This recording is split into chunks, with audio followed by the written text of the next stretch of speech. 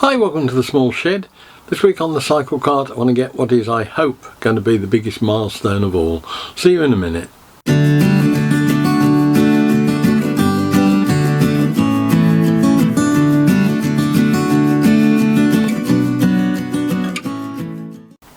Now, so far we've got the thing running and the transmission appears to be working when it's jacked up in the air. This week I've got a target to aim for, which is a test and sort of tune type day we've got down in Somerset. It is back end of June at the moment. I missed the chance to go to Brooklands, which I wanted to have it there.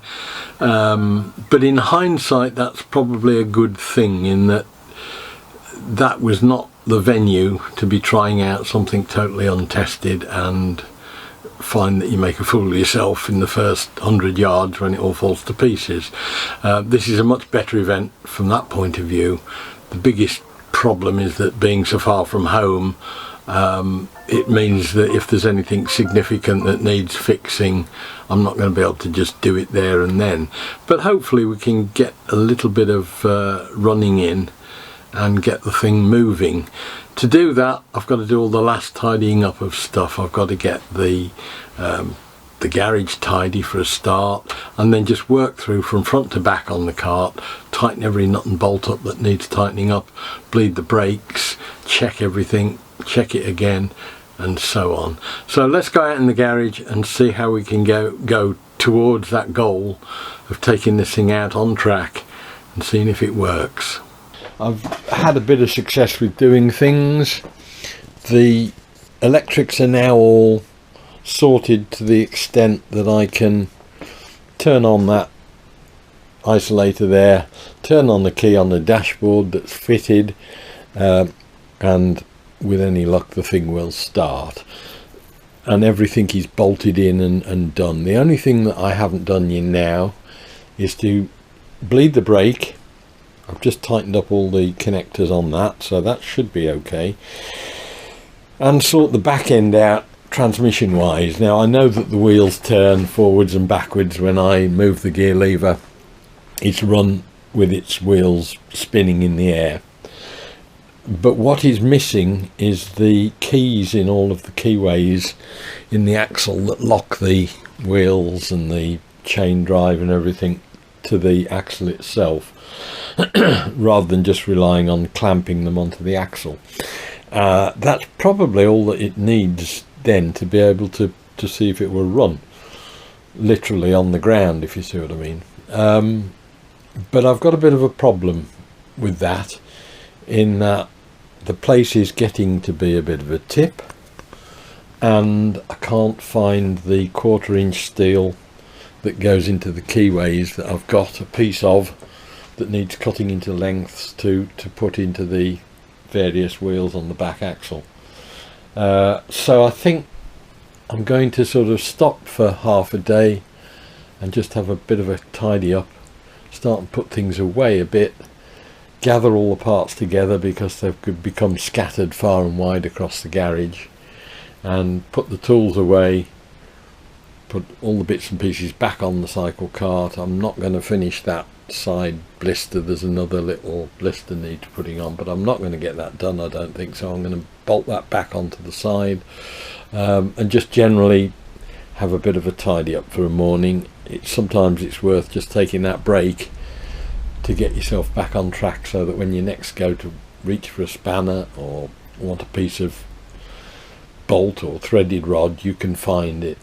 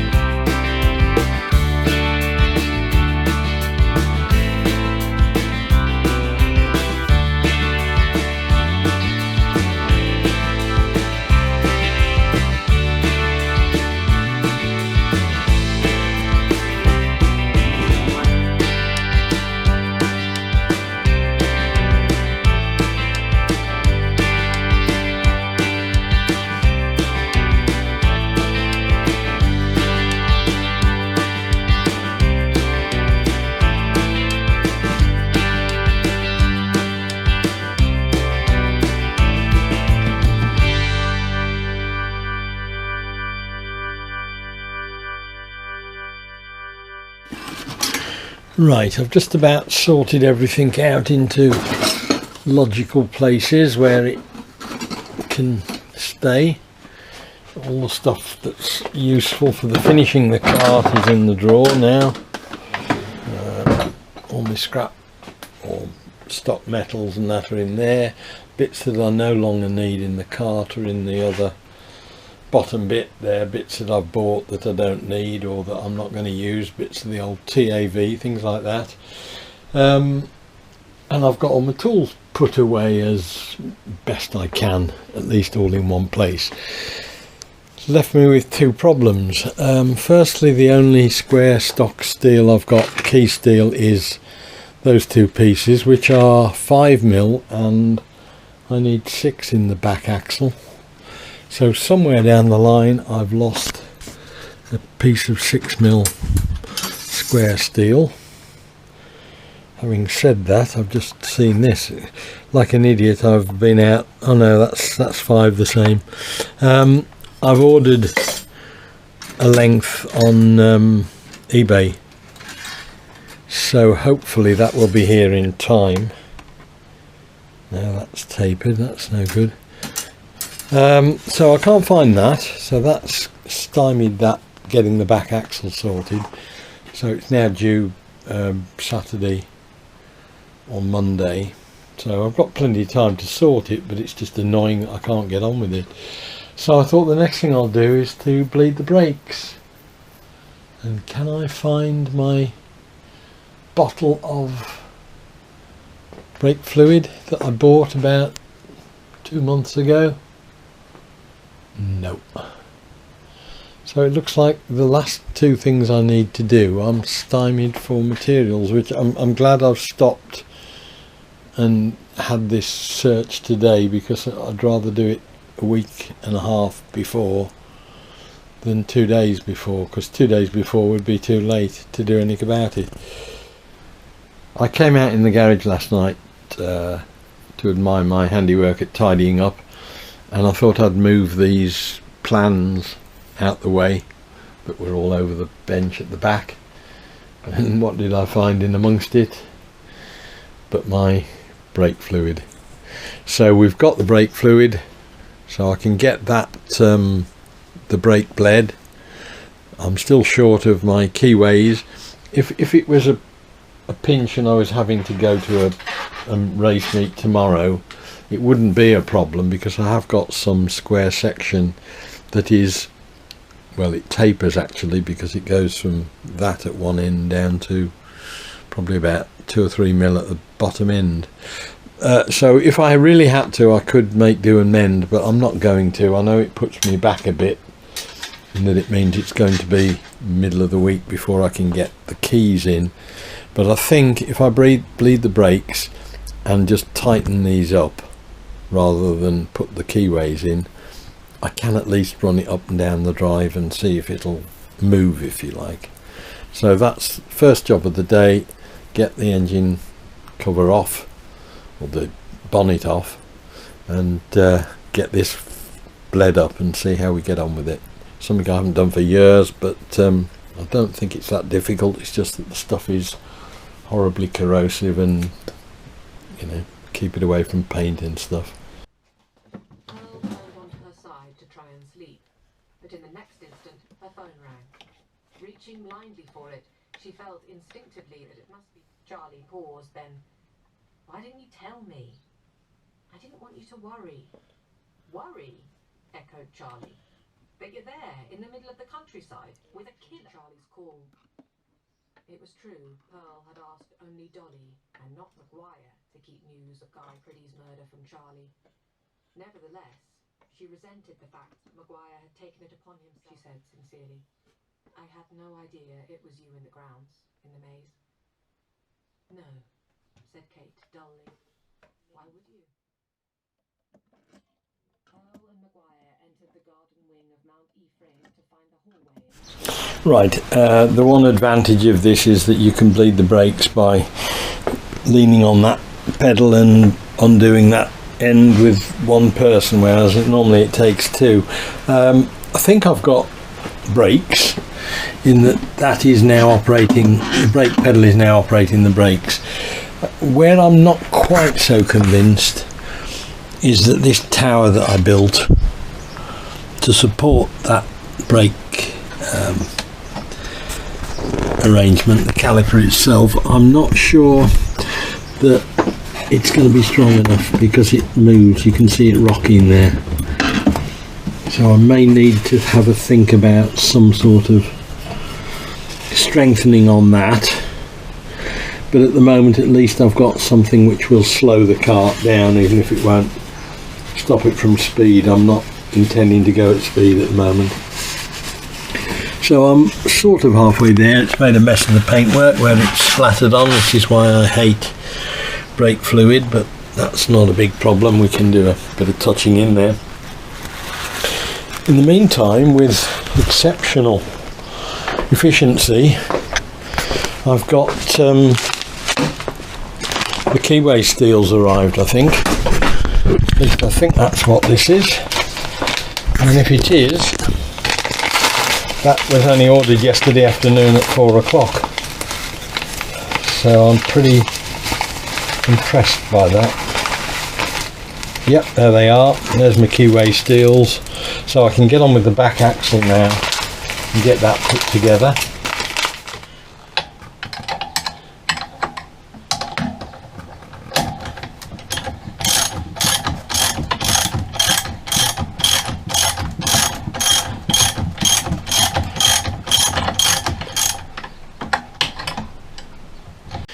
Now, with regards to getting the wheels on ready for its day out to do a shakedown test, I've got the front wheels are all assorted. I've got the brake drums made for both. I haven't put them on the right hand side at the moment, but they are ready and done. I'm just waiting for some washers. When I put the wheel on fully, that there just catches on the bottom of the knuckle there. Well, it did anyway.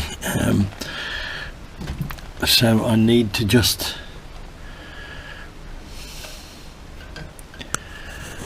can't see it doing it now. That's interesting. Come back to that one in a minute. But both front wheels are ready just to be screwed on. On the back end, I've just started on the far side and working my way across. I've got the wheel properly on. There's a split circlip on the actual end of the axle in the rim there. That stops the wheel coming out any further than that.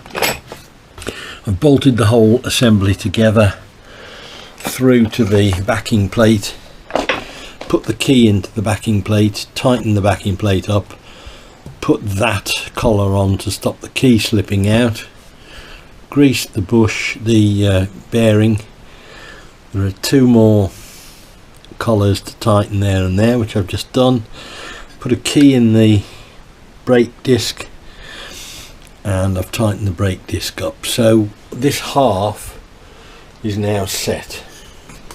So I've just got to repeat that on the other side. I've got to put a key into the chain wheel and then follow up that same arrangement with keys in the axle, grease the bearing, and I think I'm about there. What I'm also going to do, I'm going to take these bolts out one at a time and reverse them because they're sticking down about 12.5 mil.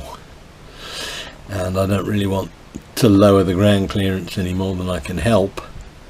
So at the moment I'll just reverse them, stick them up out the top, and at some point we'll catch up with trimming them to the right length.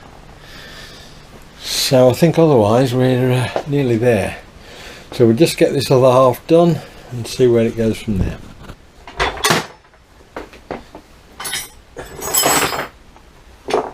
I've got to repair the trolley jack, that's leaking like a sieve, but some new seals on that I think, but the rest of the exercise is sorted. All of that now is done, so I don't think there's anything more I can do on the back end. except wait until it's out on the track and see what goes wrong, if you like. So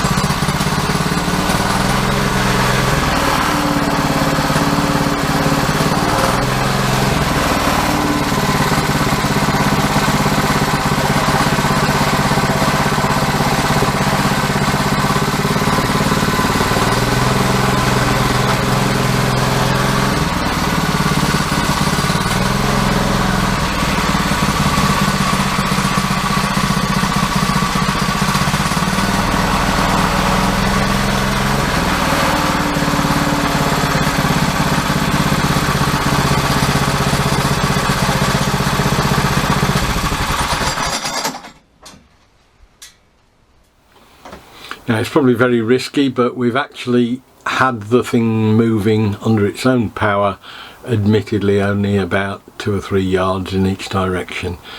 That really isn't enough to be able to go out and test it, I would suggest, but I can't do anything else really. I've got nowhere local that I can take this thing to, and also I haven't really got a means of transporting it.